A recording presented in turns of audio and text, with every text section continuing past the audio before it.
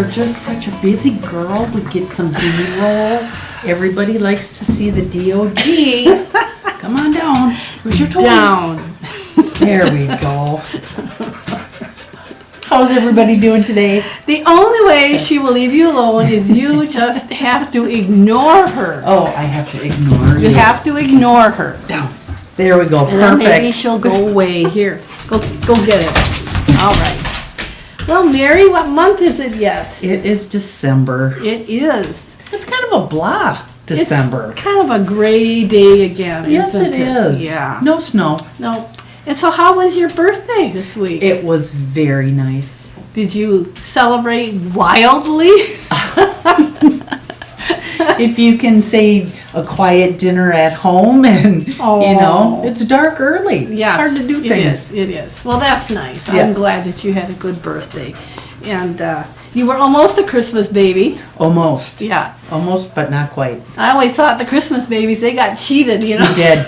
We did. Most of my birthday cakes were Santa Clauses or present, in the shape of, because those were the days when you didn't buy a cake, you made a cake. Right. And you decorated it yourself. And my Yeah. mom spent hours and hours and hours making these elaborate Santas and the Christmas trees and you name it.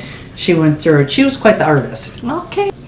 We have now graduated from the egg timer to the kitchen stove timer because we don't have the crew to help be our timekeepers. We are so high tech. High tech. Thank goodness for oven timers.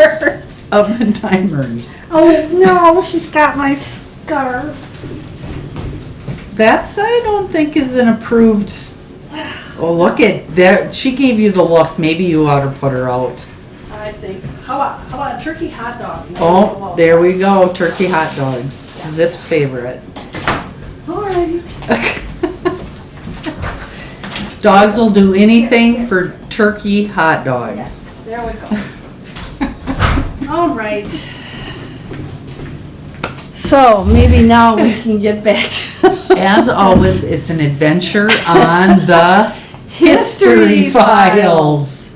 And Mary, last time we got together, you just demanded that we do a show on long underwear. Yes. Men's yes. long underwear. Men's long underwear. And it's appropriate for this time of year. It is. It Yeah. is. And, because our fall's been so odd, I actually wore more long johns in October than I did in November, December combined. It was cold. October was Yes. nasty. But nowadays, most people wear, you've got the separate top and bottom. Yes, yes. But originally, long johns, that was one piece. Oh, yes, the union suit. Yep, and it was revolutionary because it was one piece. And when did underwear, the long john version of it, when did it kind of come on the scene? Because there's a lot of history behind the long johns. According to my research, it said that it was developed in the 1850s. Okay. In Utica, New York. And the revolutionary thing about it was it had the trap door in back. Okay, so you didn't have to disrobe Right. when you went to the outhouse. Right, and it was, and originally it was made out of cotton, and they did have wool ones too. Now I have had people that, as children or whatever, sometime in their life wore the wool union suit, said that they could be scratchy. Oh, I could imagine Yeah. how itchy Yeah. that would be on your skin. I know, but warm, Yes, yes. I did, as a child, I did have a pair of red cotton Okay. with the doors. But I think the cotton would be a lot more comfortable. Yes, But definitely. they did also make it in wool. And then they said that, why is it called a union suit? Right, right. Well, they didn't really know, but they said that the story was that supposedly, like I say, this was developed in the 1850s, is when it was actually worn by the Union soldiers during the Civil War. And that's okay. why it's called a union suit, but Okay. nobody knows if that's true or not. Okay, Yeah. that makes sense. Yeah, but that's, who knows? So that Exactly, might not exactly. be. Yeah, that might not be the whole true story. But the Union suit became extremely popular, and it was also called, it was referred to as being long handles. Long handles? Yes, are you wearing your long handles? And I'm not really sure why, but have you ever heard that term? I haven't. Okay, they called it the long handles, or combinations. They called Okay. them combinations. And we always think of them as being, with the long sleeves, but they also had some that were short sleeve or sleeveless. Wow, why would you do sleeveless? Well, I suppose for the summer, Okay. Yeah. Okay. because back then, especially in the winter, it was considered unhealthy to not be wearing, your Undergarments. long undergarments in the winter. Okay. And there's stories, I don't know if it's true, about some of these old bachelor farmers that didn't take them off all winter. Oh, yeah. I would hope that they would have taken them off a couple times through the winter. I know, but there were all kinds of stories about that because it was thought to be unhealthy to not have them on. not have them on in the winter, and that was what got a lot of people through the winters up here in our northern climate. Well, you have to stay warm. It was important, yeah. And in the day, we didn't have the sealed windows and the comforts that we have today. Or insulation. Or insulation. Insulation, yes. It was cold. So you think of these guys, and some of them they supposedly put them on in the fall at a certain time, and then they had to wear them until another certain time, like after Easter or something in the spring. Even if the spring got really warm, you weren't supposed to stop wearing them until a certain time, because that might be unhealthy as well. Okay. So But that does kind of make sense. You want to stay warm. Right. But the whole idea of they were healthy, this was something healthy. This is what helped get you through the winter, and I'm sure it did. Yes. Yeah, it was before. It allows your body to conserve more energy. And they were either cotton or wool. Of course, those are natural fibers, Right. They probably did protect pretty well. Makes sense to me. Yeah, it does. And then lots of times, you said you had a pair that were red. Yes. Well, that's kind of the color that, is associated that for some reason. And I could not find any information on why they started dyeing them red. Maybe it had something to do with a little bit of affluence. You could buy the colored ones versus the white ones. Either that, or maybe firemen used them. Could be. Could be. I don't know. But you can still buy them. I mean, here's in the an red ad for you can get the red long johns. Do they make them in different colors now? Well, I guess they probably do.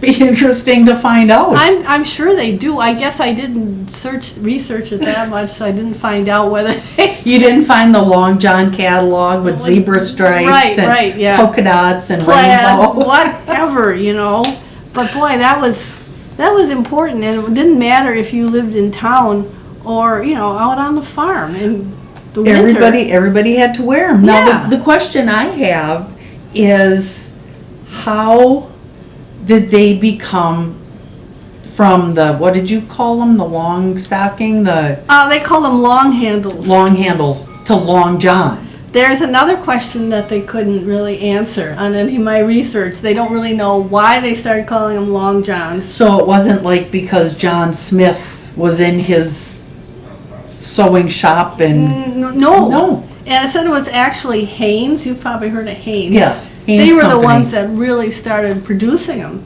So you would think they could have been called Long Hanes or something. Well, that makes sense. Usually the family name is somehow associated with like a trade name. And I can remember, going into town during the winter as a child, or up to a, rural store or something, and And some old guys would come in with their bib overalls. Yeah. And you could see through the little flaps on the side that they had the long underwear on. Yeah. Yeah. Staying nice and warm. They definitely were. And then the interesting thing said that actually when they developed these long johns, that at first they thought that they would be mainly used by women. Okay. And it might be an alternative to the dreaded corset. Oh, corset. We talked a little bit this summer about a corset. Well, I went. Were those insulated? Well, I think you could probably get them insulated. So I looked up the history of corsets, and there was a lot of history there. Okay, that would make some sense. Right, and they said that they were actually invented in the 1500s Oh, in Italy. wow. And then they were brought to France, and the French ladies just went crazy over them. They just really embraced these these things. Yeah. Okay. Now, because it was a fashion? It was fashionable. And I think the thing you got to remember is that the people and prestige. And lived in the castles. Right, and had servants. It Okay. wasn't the lady out on the farm who was milking cows and, you know, Yeah. digging in the garden. She probably wasn't strapped into one of those things. It wasn't ever peasant wear. Just looking at it, it almost looks painful. Well, I'm sure it's just like, how did they get so, how did they get so weird on this whole idea of the corsets was supposed to have this tiny little waist?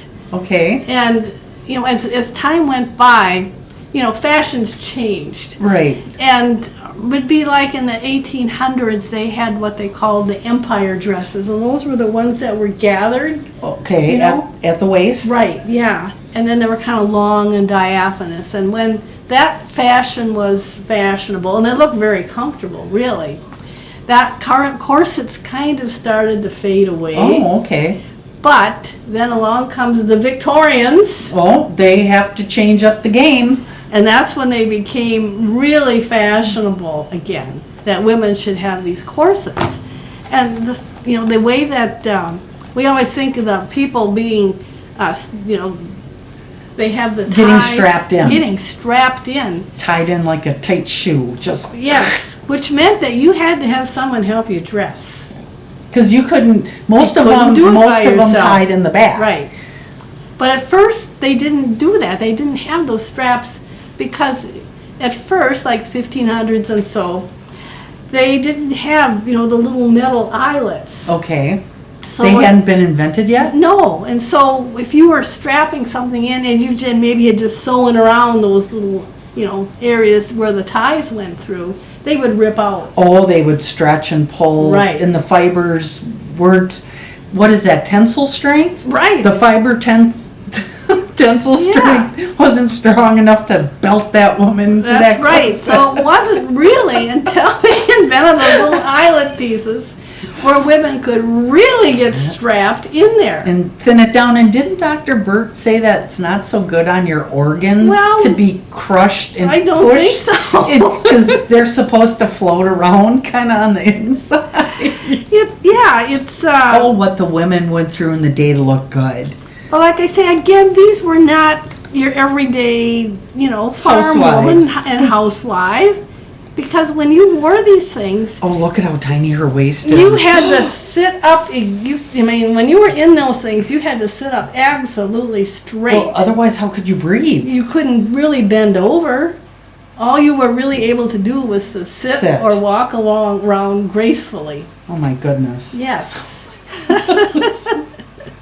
And at one point, the fashion changed, so the corsets pushed everything out in front and everything out in back, so you kind of looked like the prow of a ship going along.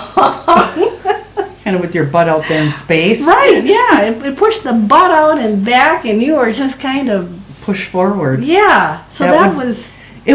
How could you eat? How could you, do anything with Well, everything being so crunched? I'm sure it had to be in moderation. Now, this is a picture of my great-great-great-grandparents. Oh, And look at the waist on that lady. She My is all goodness. corseted in there, and I know that she had several children. I don't know how they did that. Oh my goodness. Because, having babies, that is... Widen It's changes. not easy on the waist. It changes the dynamic of the physique. That's right. And so I don't know. Of course, this would be, it looks like the 1860s or 70s when they were still wearing those dresses that, made you look like a belle walking around. Right, Yeah. right. A tiny little waist with all this fluff. Right. Yeah, that was the look. Wow. Beautiful dress, though. Oh, I'm sure it was, but boy, I just don't know how they did that. Yeah, So it's that just- was, yeah. It's just crazy. I know it. This was, Oh, and here's another one. yeah, Look at that. The ads show, the young women, and that was the look. They have this teeny tiny little waist. And men- voluptuous on the other side. right, up in front and, And- down and the back. Yeah, but and then of course they had the eyelets, so that meant that You could really cinch you her could up. really pull it in there, and it was. But you almost needed like someone to help you if you didn't. Nancy, we're almost lucky these kind of fell out of style. Oh, gosh, Because yes. by now they would have ratchet straps on them. Come along. And then the girls would really be cinched. Oh, jeez. But they said they also had this piece that they inserted on the front called a busk. I've heard of that, but And what it- is it? Well, it almost looked like a long spoon, and it was either made out of wood or whalebone or steel. And it went down the front of these corsets. They kind of slipped into like a little pocket. Okay. And that was kind of to give you a lot of support in front as well. Oh, Can you so imagine that's pushing you in the right chest? in the chest bone. Yeah. Oh, that would be very painful. And they were very popular. It said they were even, men would give them as gifts. So you said it kind of looked like a spoon? Like a long-handled spoon, yeah. And so would the spoon end be where your breastbone is? Yeah, that's what it looked like. Oh, so you would, wow, and somebody'd give that as I would not like that on my Christmas list.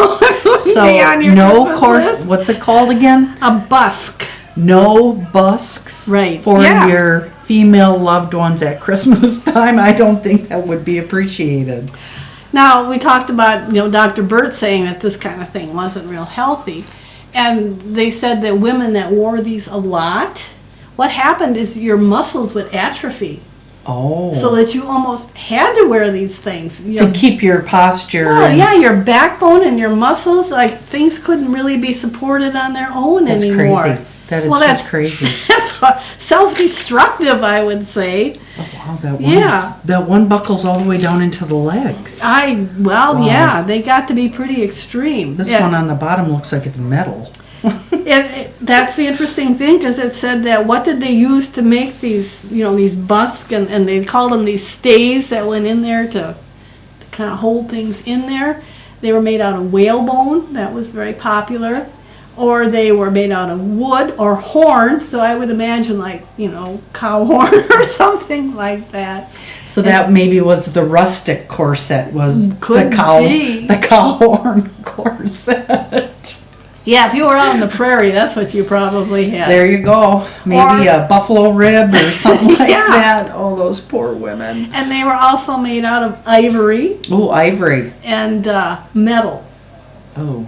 So that's what we remember. We have seen the ad for the rust-proof Oh, corset. yes, from the 1950 that was- some that was farmers, before- gentlemen, country It was like gentlemen. around the 1890s. Wow, that is So, crazy. well, that's what would rust. These, what they call these stays, they went in the side, and because if you were just had material that was pulling in there, Yeah. that wouldn't stay as well as if you had something that Me- was solid or Rebar. metal. Yeah.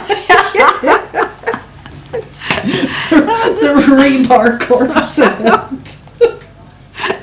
Oh my Awful goodness. things. Oh. But that was really high fashion. The fashion of Yeah. the day.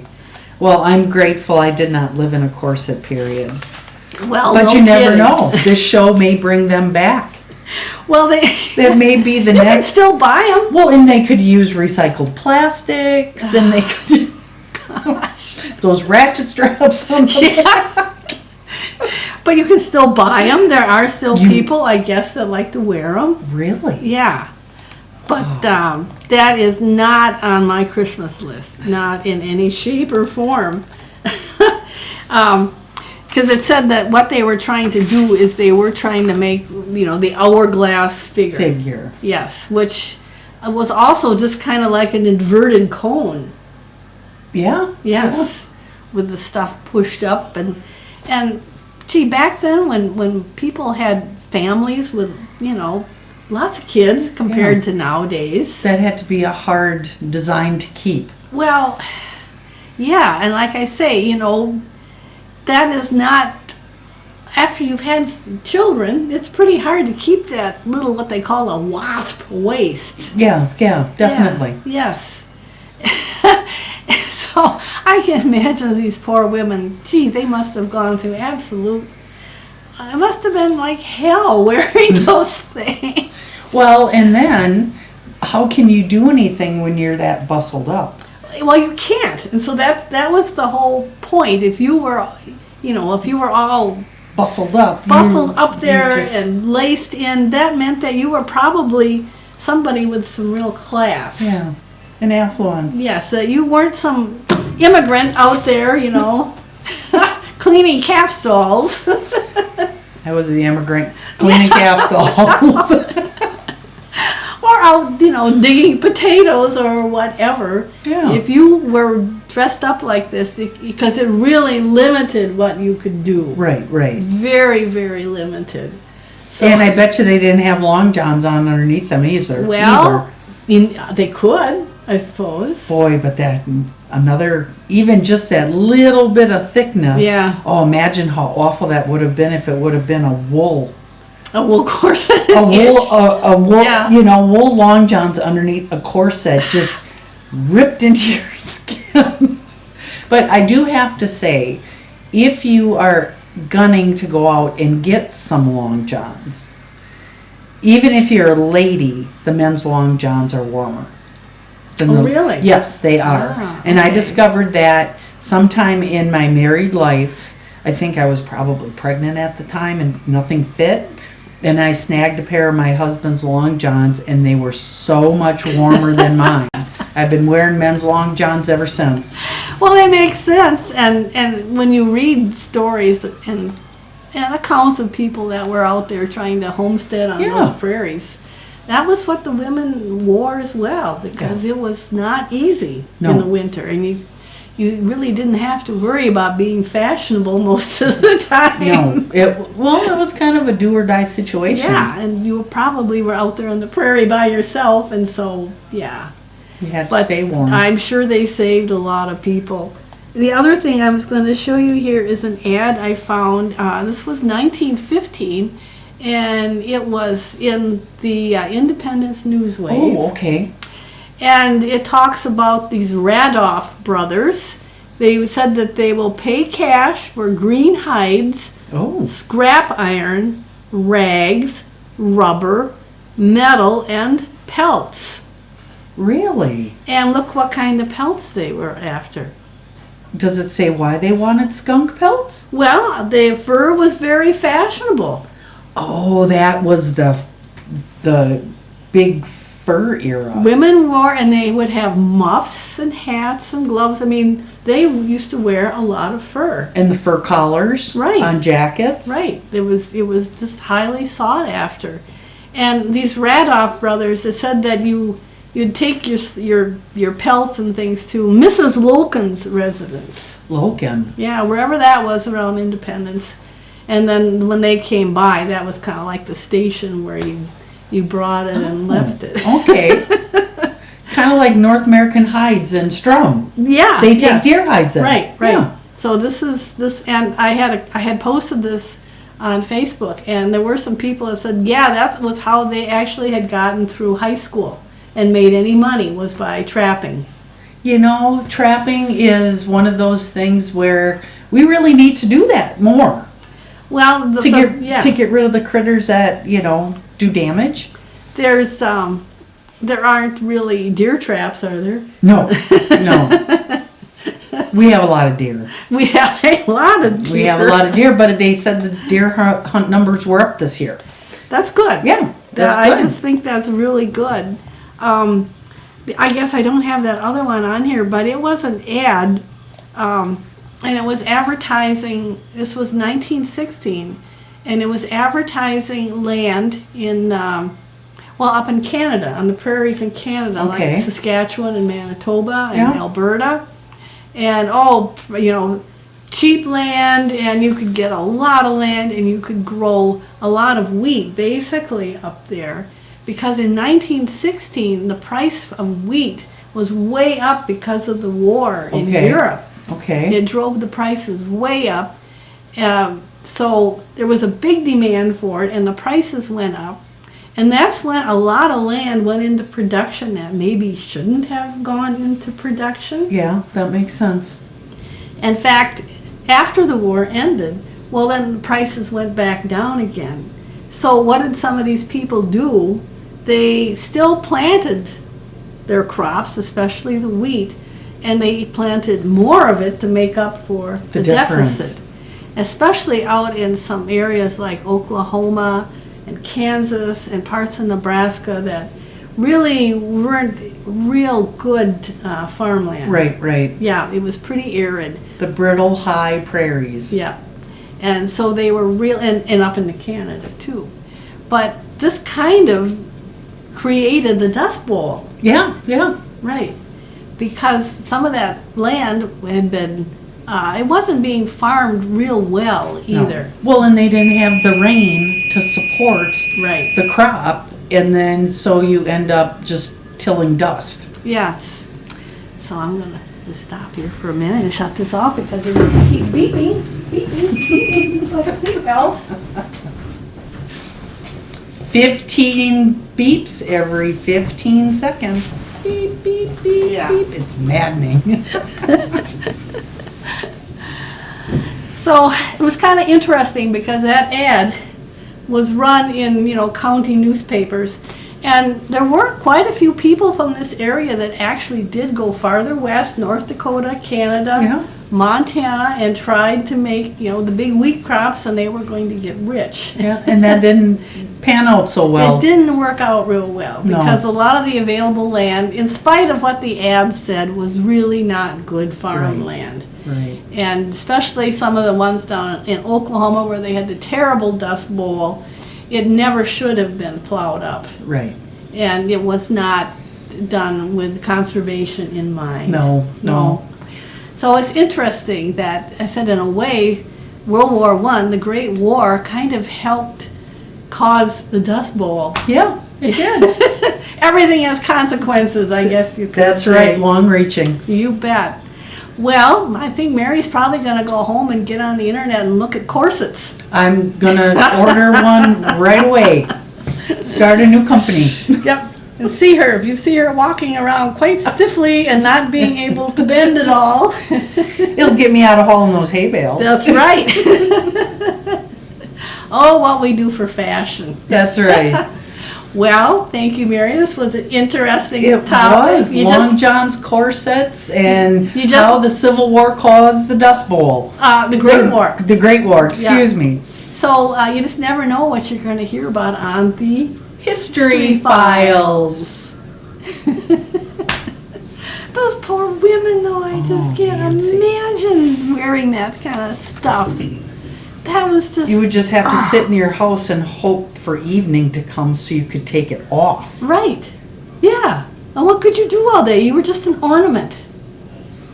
Yeah, I'm not much of an ornament. Well, no, I don't think I'm ornamental.